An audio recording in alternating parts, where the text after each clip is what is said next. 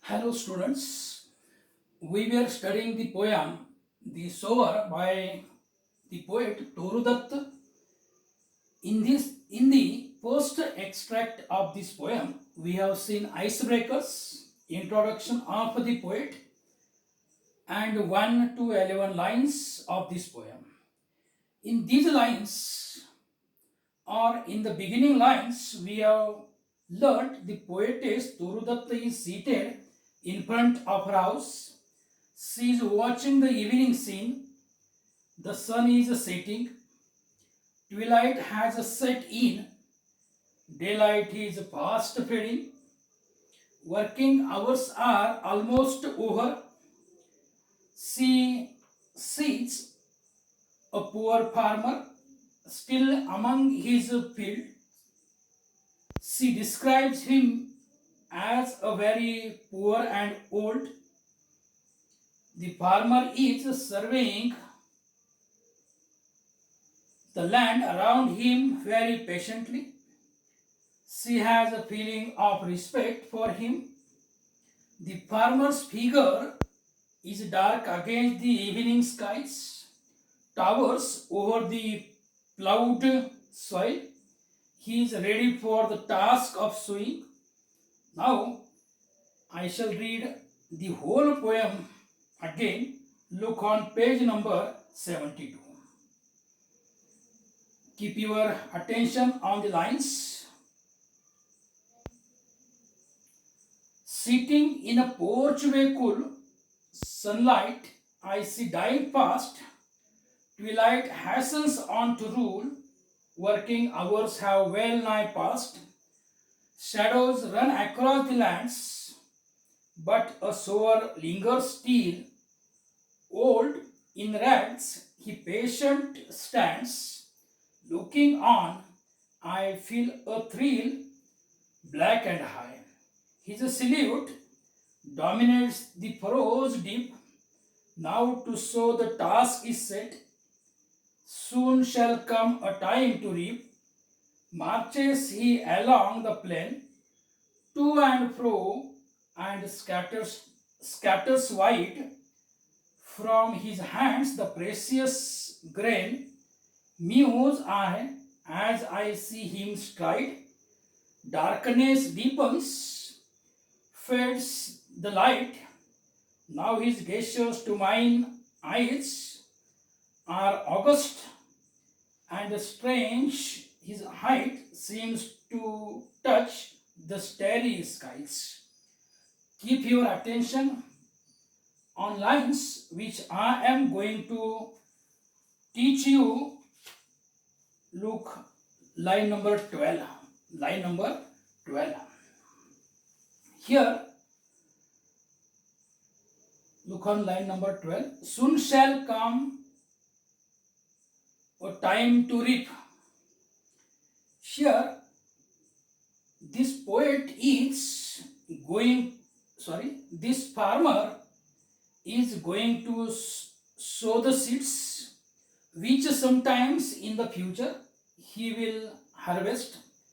The old farmer walks up and down and scatters the seeds methodically under the darkening sky. The poetess, deep in thought, watches him. He is a noble and impressive figure.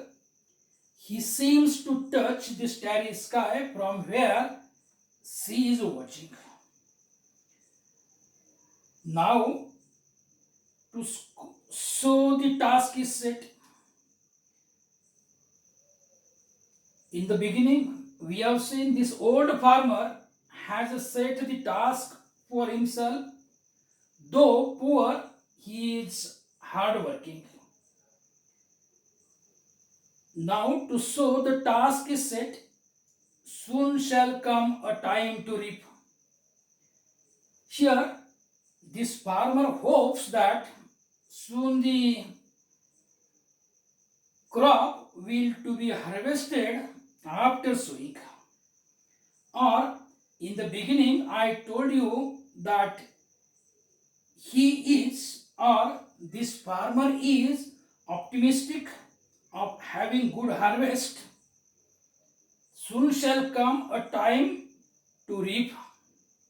हा शेतकरी या ठिकाणी आशा करतो, अपेक्षा धरतो की पेरणी झाल्यानंतर लवकरच पीक कापणीला येईल, अशी आशा तो त्या ठिकाणी बाळगतो आहे. Soon shall come a time to reap. Here to reap, पीक कापणीला येणे. Soon shall come a time to reap. Marches he along the plain. Marches, here march, march means पुढे पुढे जाणे. Marches he along the plain, की हातातलं धान्य किंवा धान्याचं मौल्यवान असं बी तो ओळीनं जमिनीत पेरत पुढे पुढे जातो आहे. Marches he along the plain. He marches तो पुढे पुढे जातोय, परंतु तो कसा पुढे जातोय? Along the plain to and fro and scatters wide. To and fro, to and fro, की या ठिकाणी हा जो शेतकरी आहे, हा शेतकरी आपल्या हातातलं धान्याचं मौल्यवान असं बियाणं घेऊन तो ओळीनं जमिनीमध्ये पेरत पुढे जातो आहे. आणि त्याचं हे काम कवयित्री गर्क होऊन पाहतच राहते आहे. Marches he along the plain to and fro and scatters wide. From his hands the precious grain. From his hands, from whose hands? Farmer's hands. From his hands, the precious grain. As we know, any type of seed is very precious. From his hands, the precious grain. की या ठिकाणी असलेला हा जो शेतकरी आहे, हा शेतकरी आपल्या हातातलं बियाणं, परंतु ते बियाणं कसं आहे? प्रेसियस आहे, मौल्यवान आहे. आपल्या हातातलं धान्याचं मौल्यवान बी तो ओळीनं जमिनीमध्ये पेरत पेरत पुढे जातो आहे. Marches he along the plain to and fro and scatters wide. To and fro and scatters wide, की जमिनीमध्ये तो मौल्यवान बियाणं ओळीनं जमिनीत पेरत पेरत पुढे, किंवा बियाणं पसरत पसरत तो पुढे पुढे जातो आहे. Muse I as I see him STRIDE.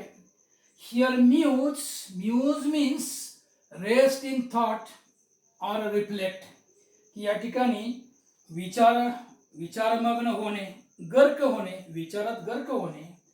Muse I, here the poetess Toru Datta says, muse I as I see him stride. Here stride means to walk with long steps.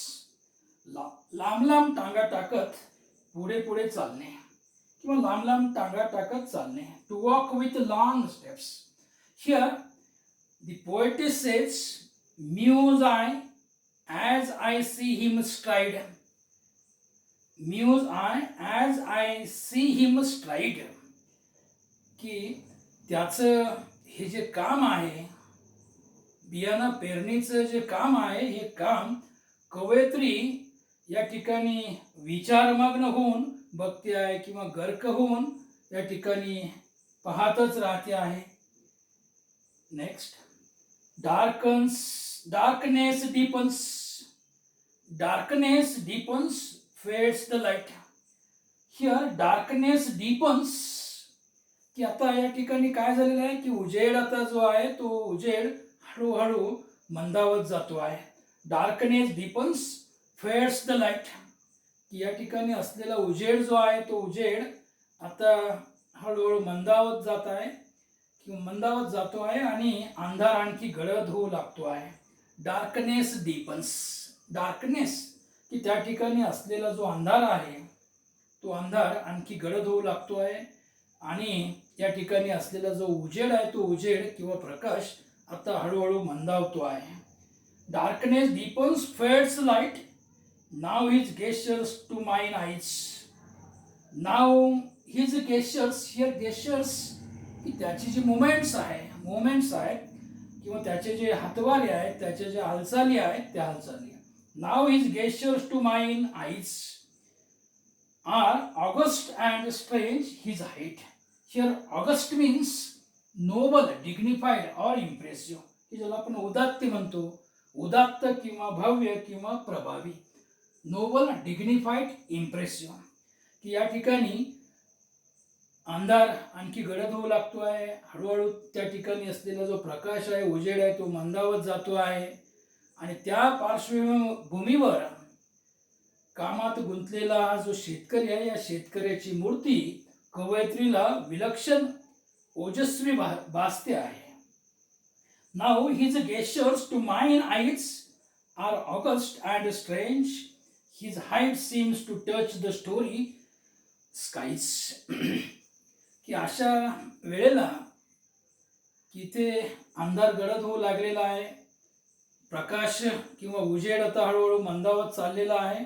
आणि त्या पार्श्वभूमीवर या पेरणीच्या कामामध्ये गुंतलेला हा जो शेतकरी आहे, या शेतकऱ्याची मूर्ती, शेतकऱ्याची फिगर या ठिकाणी या कवयित्रीला विलक्षण ओजस्वी भासते आहे. की जणू त्याची प्रतिमा तिला आभाळा एवढी प्रभावी व उदात्त झाल्यासारखी वाटते आहे. Are august and strange his height seems to touch the starry skies. की या ठिकाणी अशा वेळेला त्या पार्श्वभूमीवर कामात असलेला किंवा कामात व्यस्त असलेला हा जो शेतकरी आहे, शेतकऱ्याची मूर्ती, फिगर कवयित्रीला विलक्षण ओजस्वी भासते आहे. जणू त्याची फिगर, त्याची इमेज तिला आभाळा एवढी प्रभावी आणि उदात्त झाल्यासारखी वाटते आहे. Here it is the last line of this poem. Seems to touch the starry skies. Here ends this poem. We शall study brainstorming of this poem to the next lecture. Thank you.